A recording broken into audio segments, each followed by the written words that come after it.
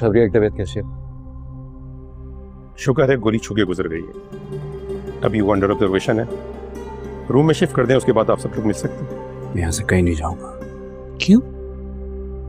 तुम किस हक से रुकोगे यहाँ? कबीर, कबीर, भाई कबीर को गोली लगी थी। मुझे नहीं लगी गोली, मैं तुम्हारे साथ। किसको? तुम अपनी मनमानी करते हो कबीर, अपनी मनमानी कर रहा है तो फिर मैं ऐसा करती हूँ कि मैं मर जाती हूँ। क्या जरूरत थी कबीर के सामने आने की? वो गोली उसके नाम की थी ही नहीं। मैं तुमसे और तुम मुझसे मोहब्बत नहीं कर सकते।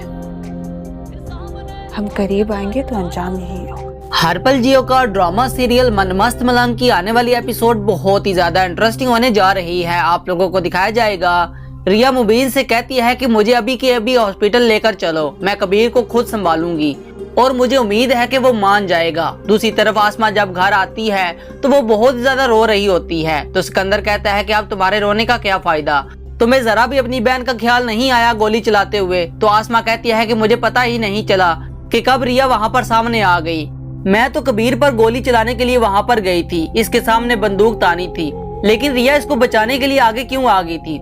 तब सिकंदर उल्टा आसमा को ही डांट देता है कि तुम्हारी इस नफरत की आग में आज तुम्हारी अपनी बहन जिंदगी और मौत की जंग लड़ रही है, और कल को अगर मैं आ गया तो क्या तुम मुझे भी गोली मार दोगी।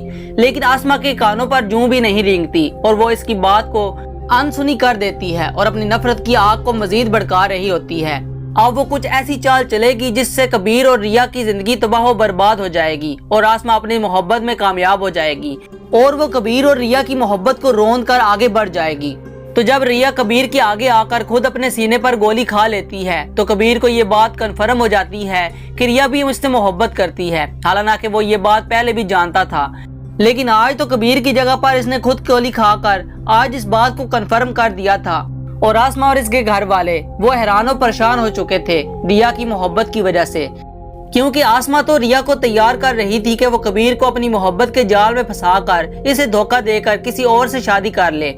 लेकिन रिया का दिल इसके बस में थोड़ी था कि वो कबीर से जितना दूर जाती थी इतना ही उसके करीब चली आती थी।